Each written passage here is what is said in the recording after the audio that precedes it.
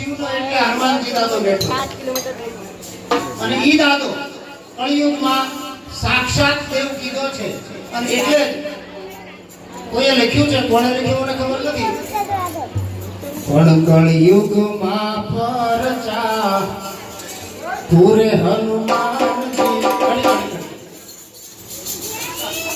હા કળિયુગમાં પરચા પૂરે હનુમાનજી, કષ્ટ ભજન દેવ સત્ય છે. અને બહુ સાચી વાત છે કે ઈ જ સત્ય છે. આપણે તો બધા અસત્ય છે, આપણે તો જવાનું નથી છે.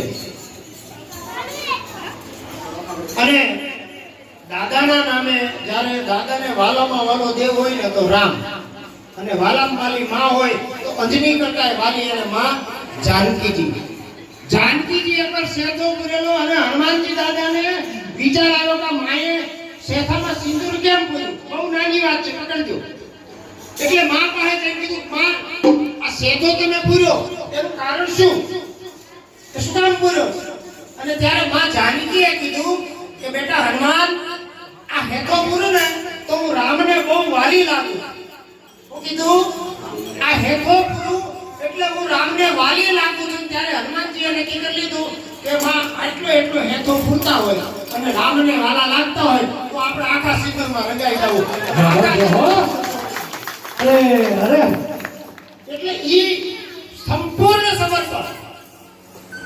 એવું ત્યારે આજે હનુમાનજી ની જન્મ જયંતિ જેવું ટાણું હોય ત્યારે બહુ સરસ લખ્યું છે કે હનુમાનજીનું નામ સુનતા ચૂકી મસ્તક જાય છે, કામો કીધા રાઘવ તણા અને ઘરો ઘર પૂજાય છે, ઉજળી કીધી ઉક અંજનીની જણાયો તો દાસમાં.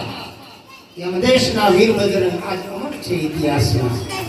ઈ દાદો ઈ દાદાને આપણે શું કરીએ? આ કાલાવાલા કરી અને આ મંડળ ખરેખર છે જ્યાં મોટી વાત ઈ છે કે એકદમ મફત અને ભજન હંમેશા મફત જ હોય. આ તો હવે બધા કાવડિયા લેતા ગયા, બાકી ભજન કાના માતર વગેરેનું સાંભળે કોણ તો કે જગત કાના માતર વગેરેનું એને આપવાનું તો કાંઈ નહીં, મફત.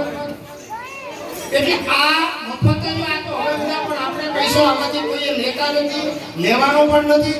કારણ કે જો આપણે પૈસો, જે કલાકારો પૈસા લઈને ભજન કરે છે ને એને કોઈ દી એનું જીવતરનું પુલનું ભાથું બંધાય નહીં. આ મહાપુરુષો એમ કહે છે કે એને એનું મહેનતાળું પૈસા લઈ લીધા, વાત પૂરી થઈ ગઈ, એનું કર્મ એનું પૈસાથી બંધાઈ ગયું.